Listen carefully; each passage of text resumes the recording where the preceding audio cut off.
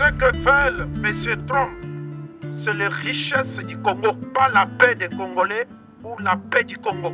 Nous, en tant que citoyens et citoyennes belges, avons une responsabilité particulière par rapport à la situation dans l'Est du Congo aujourd'hui.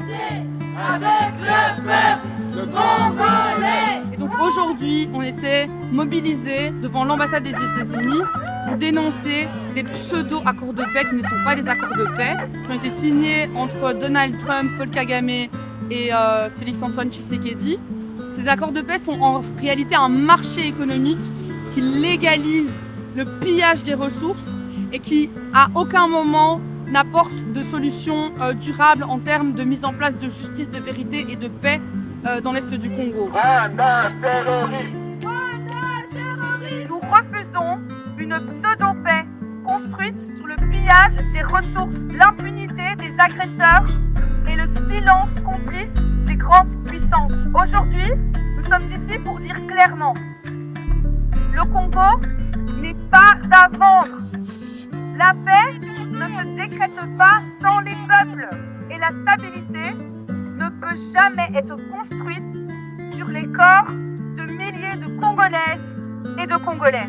Rwanda, M23 dehors. Le monde rentre au Rwanda et que les Congolais puissent reconstruire leur pays dans la paix et que nos collines si belles retrouvent la paix. C'est ça notre message. La manière dont la Belgique et Léopold II ont colonisé le Congo, la RDC, est particulière de par la violence innommable qui a rythmé chacune des étapes de la colonisation. C'est pour ça que la violence dans l'Est du Congo est si terrible et c'est également pour ça que la violence envers le quartier Matangé est si terrible. La Belgique a une histoire, a une ADN de violence innommable envers les personnes noires.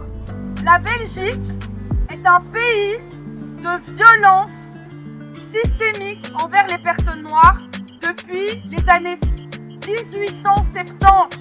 Donc le combat qu'on doit mener pour stopper la violence envers les personnes noires en Belgique et envers les personnes noires dans l'Est du Congo est un travail de longue haleine qu'il faudra mener ensemble. Libérez